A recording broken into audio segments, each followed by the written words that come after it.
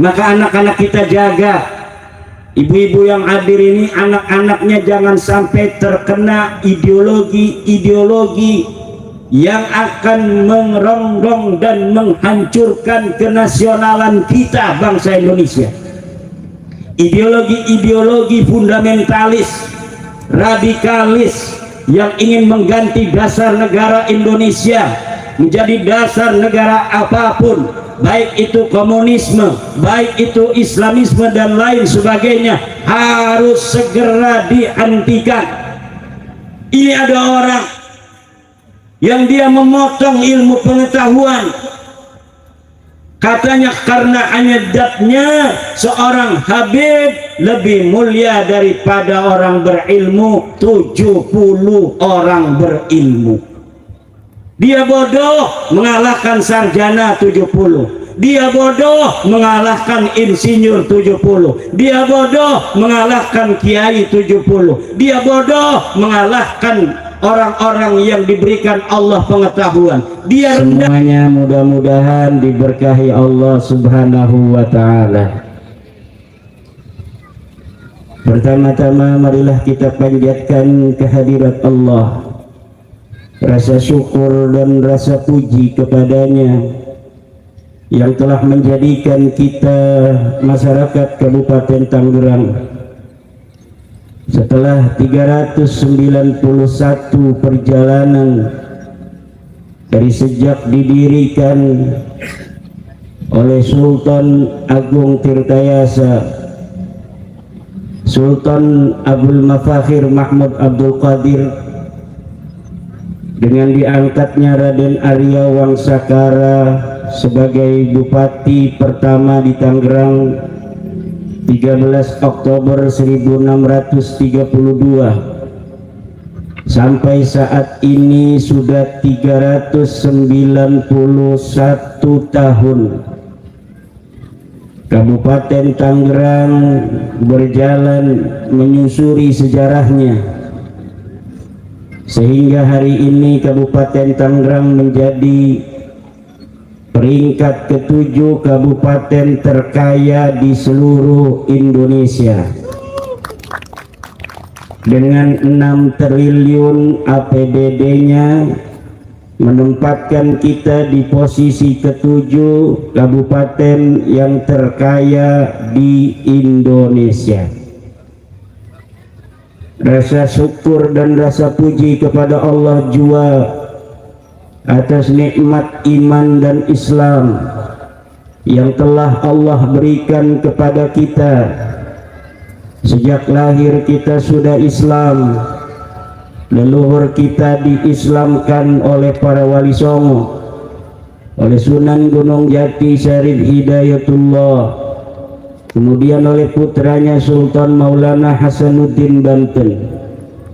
Kemudian di Tangerang disebarkan Islam oleh Raden Arya Wangsakara, diganti oleh putranya Pangeran Arya Yudanagara, yang alun-alun ini diberikan nama atas namanya, dilanjutkan oleh putranya Raden Arya Raksanagara, oleh putranya lagi Raden Arya Wiranagara, oleh sepupunya Raden Arya Jaya Santika, oleh sepupunya lagi Raden Arya Surya Diwangsa, sehingga dari Cisadane sampai Cidurian semua memeluk agama Islam sampai hari ini. Alhamdulillah,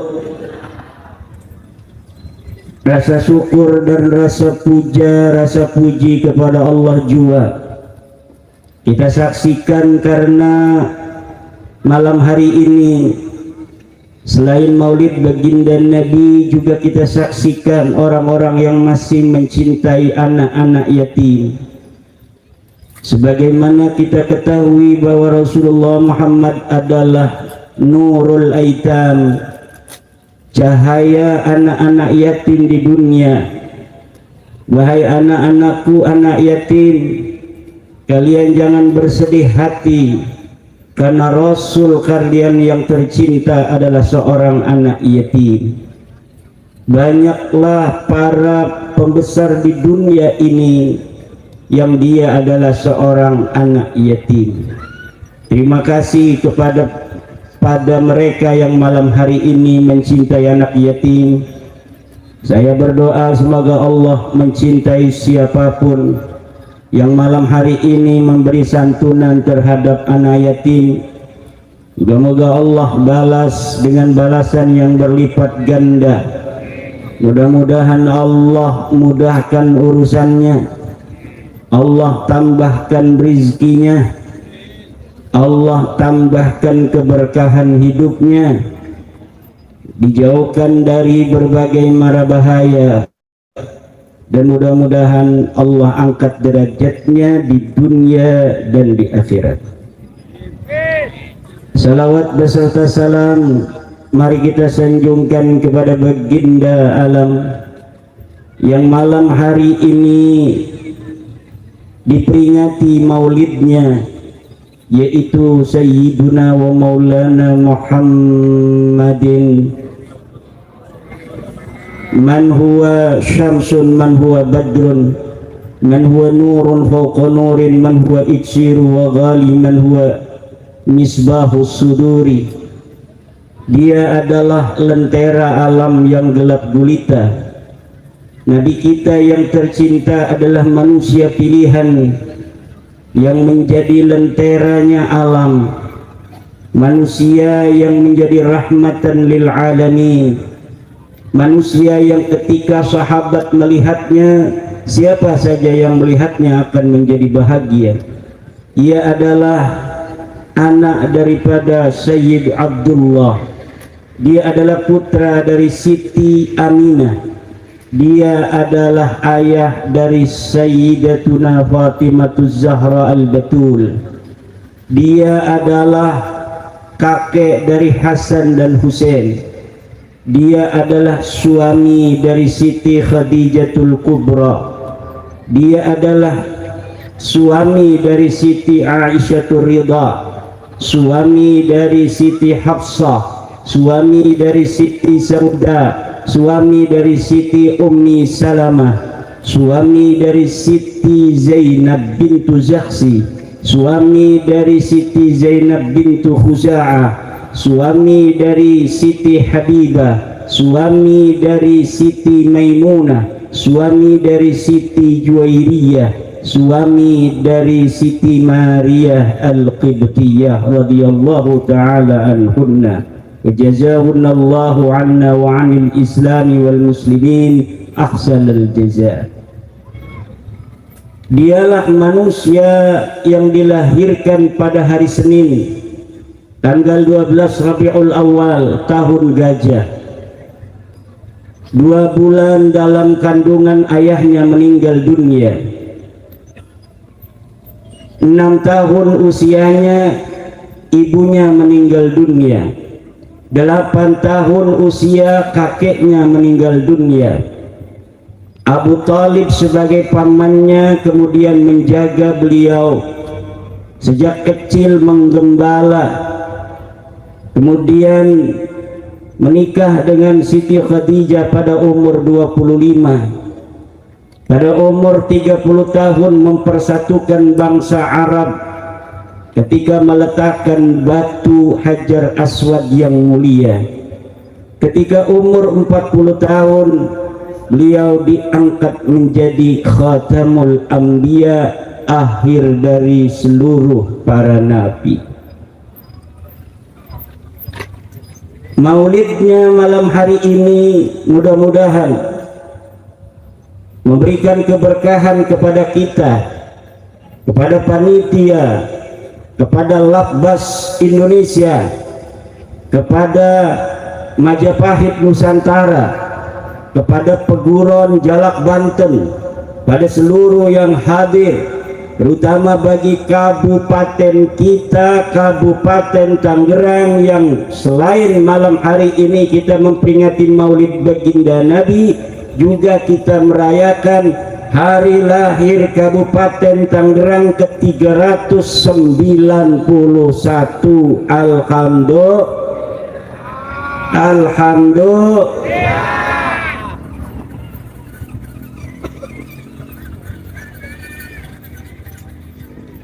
Hari ini kita bahagia, tapi saudara-saudara kita di Palestina malam hari ini menderita. Kita bisa berdagang dengan nyaman, kita bisa duduk dengan tenang, petani-petani di sawah bisa membajak sawah, pejabat-pejabat menjalankan tugasnya dengan tenang, anak-anak bisa bermain mobil-mobilan, ada yang ceramah dia mobil-mobilan. Itu di Tangerang, tapi di sana saudara-saudara kita umat Islam yang mengucapkan la ilaha illallah, mungkin di saat yang sama dengan waktu kita di Tangerang ini, mereka sedang berada dalam ketakutan. Anak-anak di sana mungkin sedang menangis karena ayahnya hancur terkena bom-bom Israel. Perempuan-perempuan di sana mungkin sedang menangis karena suaminya baru saja syahid. Istri-istri di sana mungkin malam hari ini sedang menjerit lara karena pada saat yang sama mereka menjadi janda.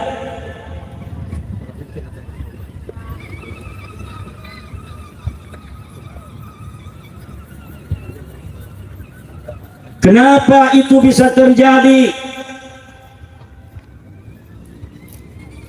Jangan sampai apa yang terjadi di Palestina sampai terjadi di bangsa kita. Jangan sampai apa yang dialami oleh anak-anak Palestina dialami oleh anak-anak kita.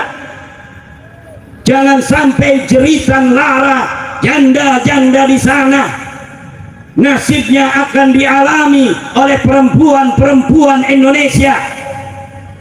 Jangan sampai tangisan anak-anak di sana karena ayahnya menjadi syahid, ayahnya hancur, akan terjadi di bumi kita, bumi Pancasila, Negara Kesatuan Republik Indonesia. Ini tugas kita semua. Ini tugas dari Labas Indonesia.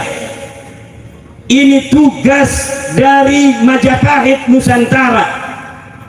Ini tugas dari Paguron Jalak Banten. Ngasih duit sama anak yatim kecil hanya bisa begini-begini, kita nyaman gak ada bom. Tapi nanti kalau sampai ada musuh-musuh Indonesia datang, Paguron Jalak Banten harus berdiri tegak membela bangsa Indonesia, bersatu dengan elemen-elemen putra-putri bangsa lainnya untuk menjaga Negara Kesatuan Republik Indonesia. Siap Jalak Banten? Siap Jalak Banten? Siap. Bagaimana supaya apa yang terjadi di negara Palestina tidak terjadi di negeri kita? Tidak ada lain adalah jangan beri kesempatan kepada musuh-musuh Indonesia untuk bisa mengajarkan ajaran-ajaran yang merongrong Pancasila, ajaran-ajaran yang merongrong kebinekaan kita, ajaran-ajaran yang merongrong Undang-Undang Dasar 45. Siapa saja yang ingin merongrong, merubah dasar negara kita Pancasila, kita harus lawan. segala bentuk upaya bagaimana negara baldatun thayyibatun warabun ghafur ini dari 1000 lebih suku bangsa bersatu di bawah bendera burung Garuda merah putih Pancasila, Undang-Undang Dasar 1945, jangan sampai dicerai-beraikan oleh ideologi-ideologi yang bertentangan dengan apa yang telah disepakati oleh nenek moyang kita bangsa Indonesia tahun 45. Upaya-upaya itu sudah dicoba oleh musuh-musuh NKRI.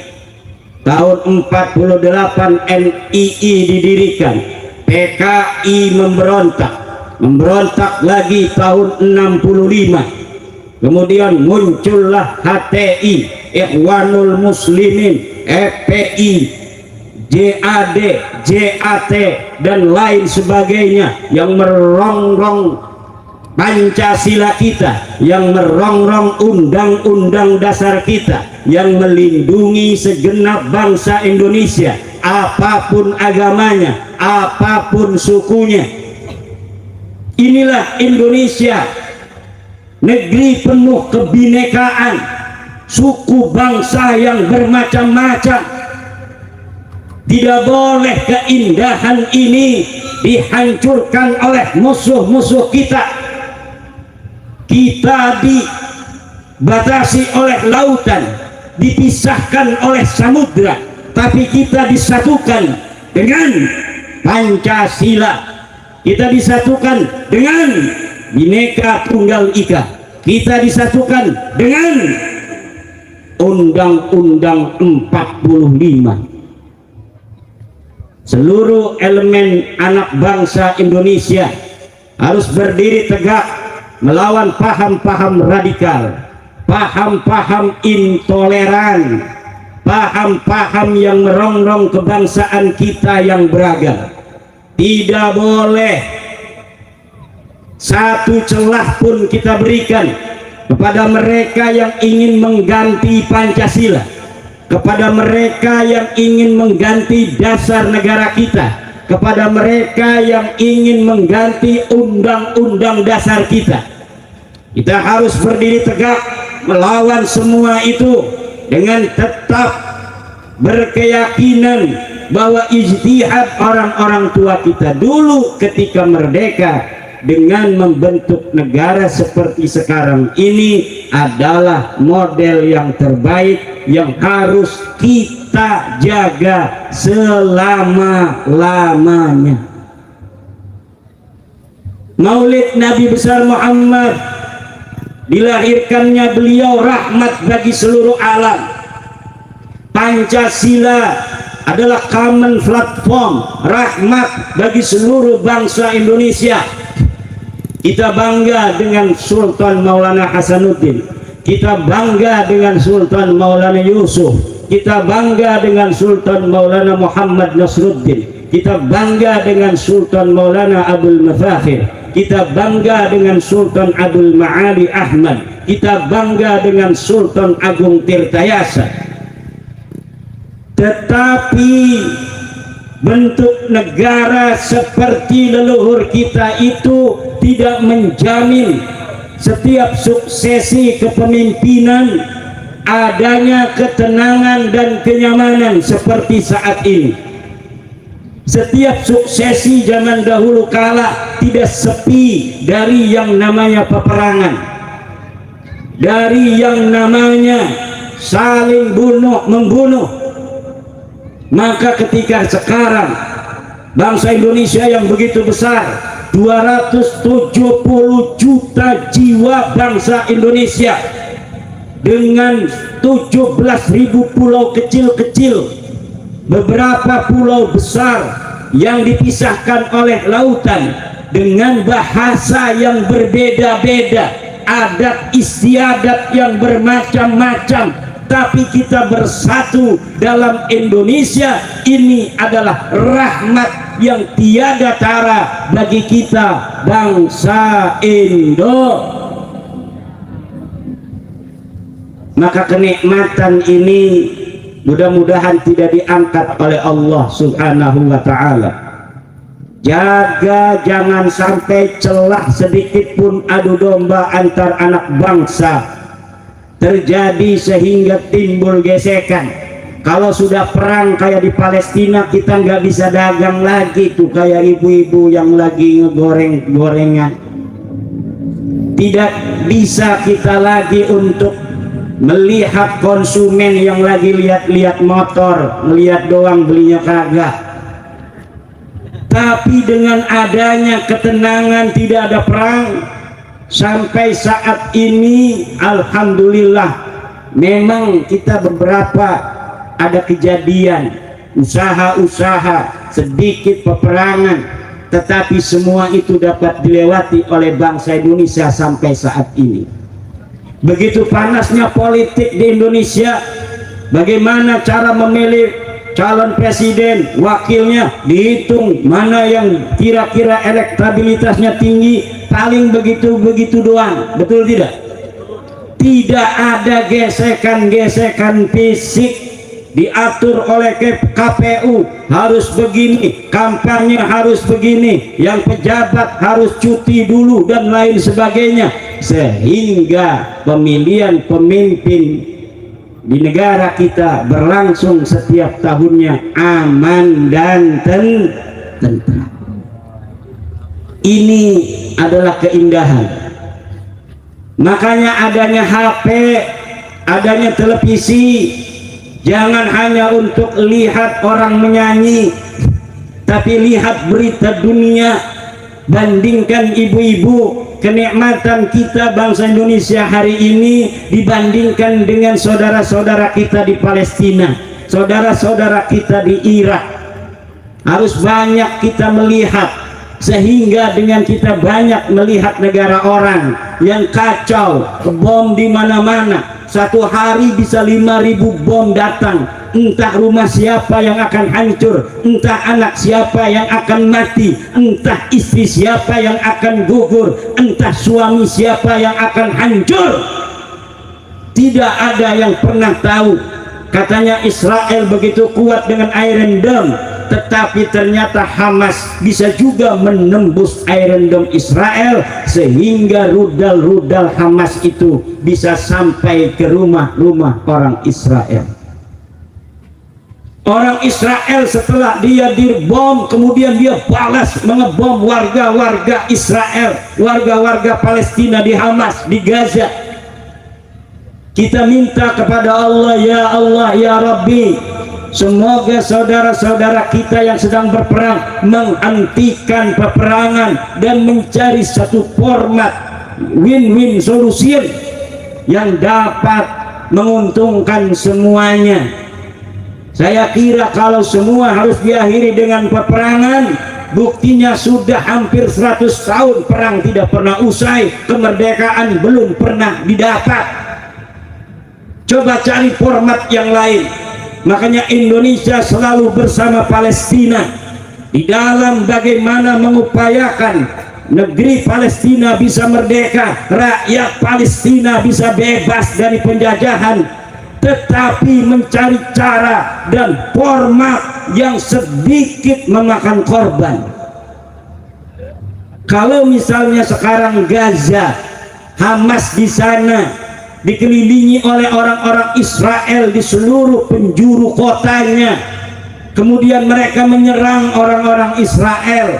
Di situ ada perempuan, di situ ada anak-anak, di situ ada orang-orang jompo. Ketika tentara-tentara Hamas menyerang Israel, Israel mengirim satu rudal ke Gaza, mati banyak anak-anak, mati banyak ibu-ibu, orang-orang jompo dan lain sebagainya.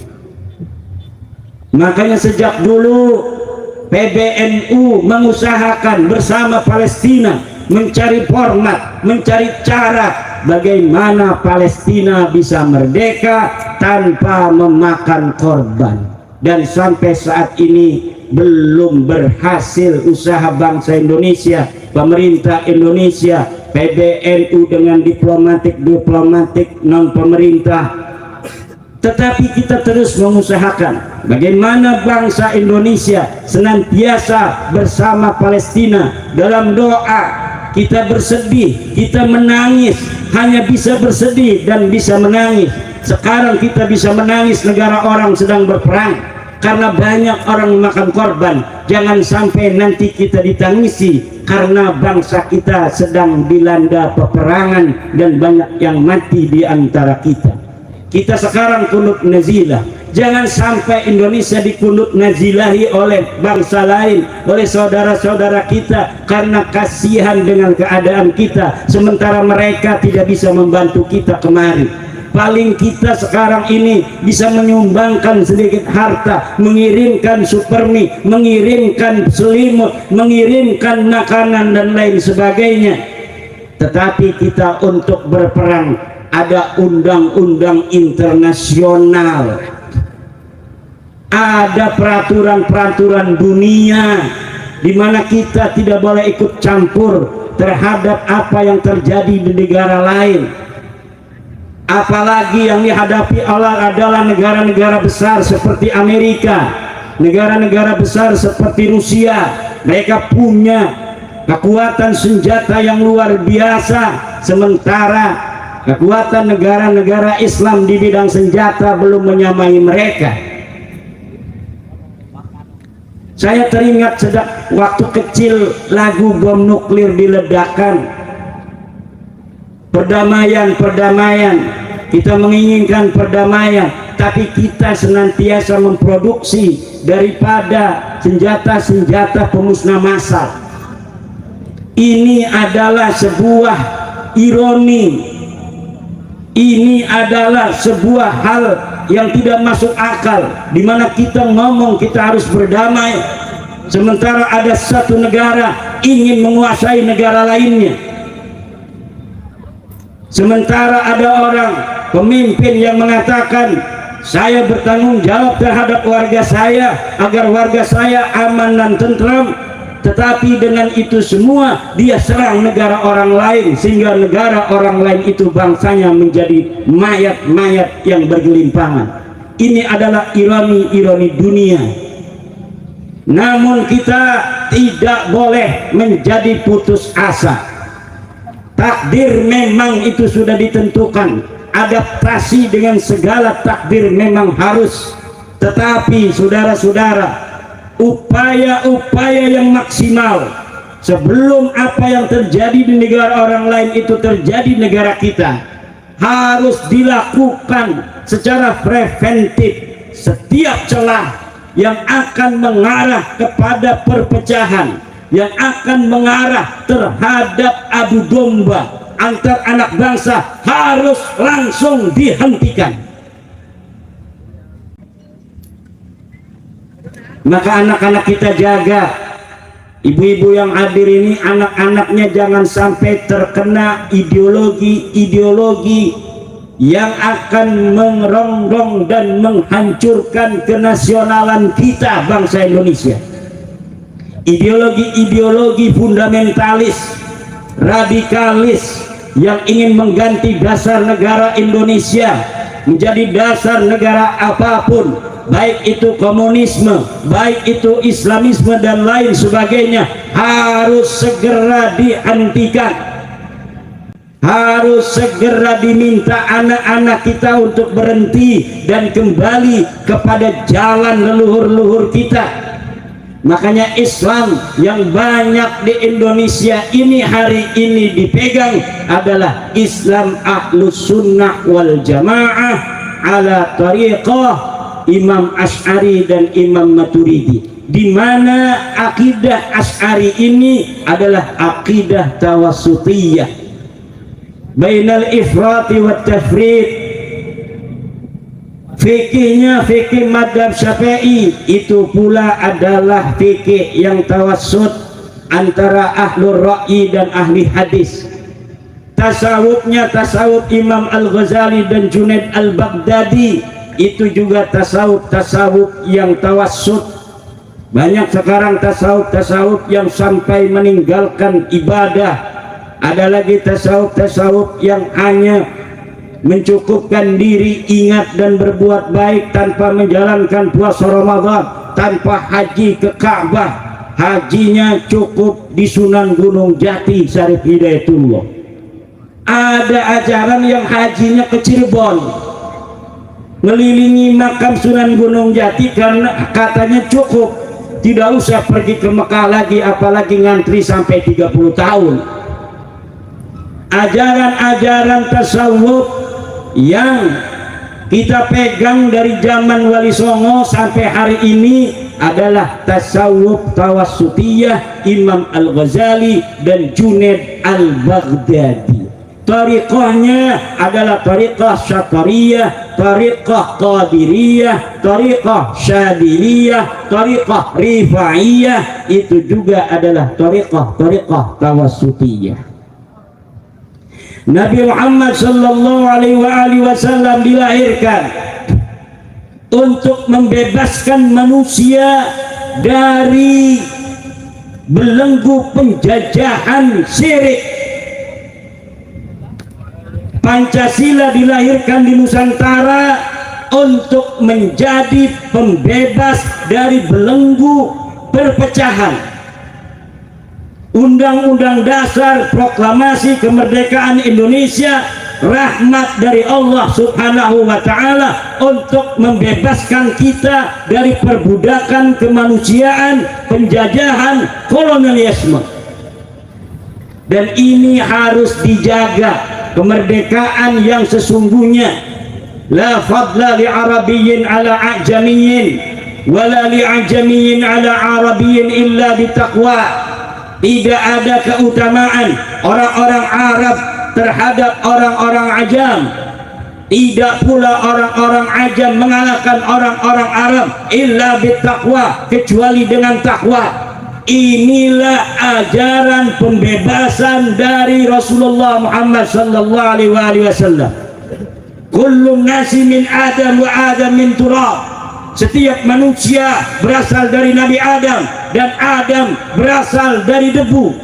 Siapa orang yang merasa lebih tinggi berdasarkan zatnya terhadap orang lain, maka dia keluar daripada ajaran baginda Nabi besar Muhammad sallallahu alaihi wasallam. Hanya iblis yang mengatakan dirinya secara zat lebih baik daripada Adam. Orang pertama kali yang sombong baik daripada Adam, orang pertama kali yang sombong terhadap zatnya, sombong terhadap takdir penciptaannya dari Allah adalah iblis. Kalau hari ini ada satu suku merasa lebih mulia dari suku lainnya atas nama takdir dari Tuhan, maka orang ini mencontoh ilmunya iblis. Karena kita terlahir dari suku Jawa, kita tidak memesan kepada Allah, betul? Kita jadi orang Sunda, tidak mesen dari Allah. Kita hidungnya mancung, tidak mesen dari Allah. Yang pesek apalagi. Kita rambutnya rintik, tidak mesen dari Allah. Kita rambutnya lurus, tidak mesen dari Allah. Tidak boleh orang yang rambutnya lintik merasa lebih baik daripada orang yang rambutnya lonjong. Tidak boleh orang yang rambutnya lurus merasa lebih baik daripada orang yang rambutnya rintik. Tidak boleh orang yang kulitnya hitam merasa lebih baik dari orang yang kulitnya putih. Tidak boleh orang yang kulit putih merasa lebih baik dari orang yang berkulit hitam, dan lain sebagainya. Inilah ajaran Islam, di mana kemuliaan hanya dari takwa. Inna akramakum indallahi atqakum. Sungguhnya orang yang paling mulia di antara kalian adalah orang yang paling bertakwa.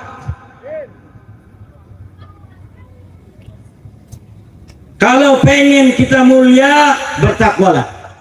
Kalau kita pengen derajatnya tinggi, berilmulah. Yarfa'illahu alladhina amanu minkum walladhina utul ilma darajat. Allah akan angkat derajat orang-orang yang beriman di antara kalian dan orang-orang yang mempunyai ilmu beberapa derajat.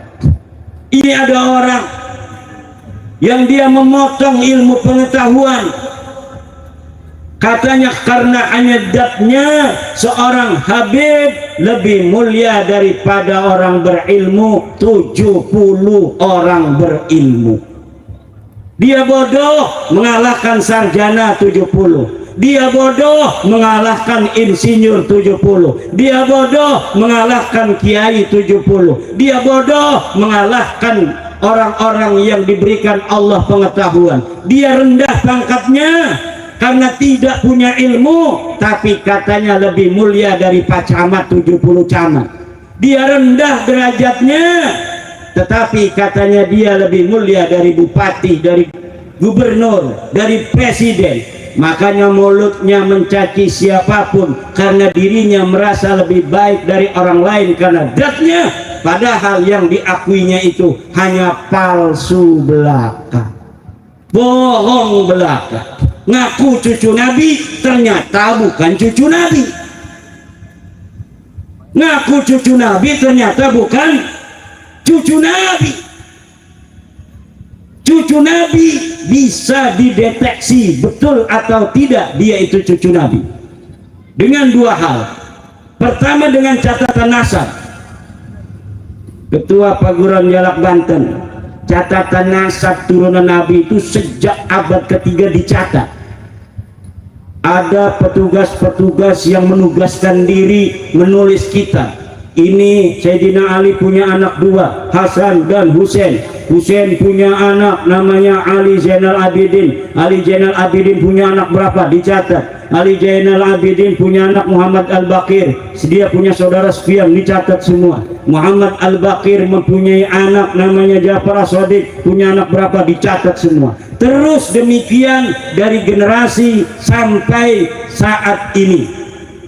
Dan saya mempunyai kitab-kitab nasab sejak abad keempat sampai hari ini. Dan ketika saya lihat orang yang mengaku cucu Nabi di Indonesia ini yang bergelar Habib itu ternyata tidak terbukti secara pustaka mereka adalah keturunan dari baginda Nabi besar Muhammad sallallahu alaihi wasallam. Ada yang cara kedua. Cara kedua adalah dengan tes DNA.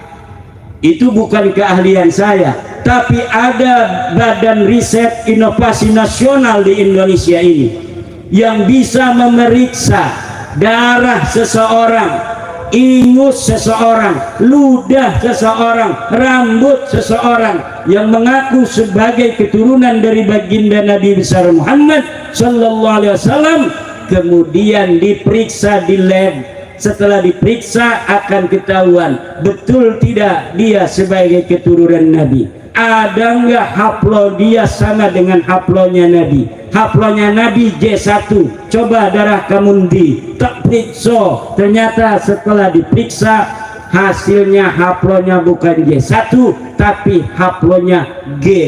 Naon eta haplo G? Eta haplo lain turunan Nabi.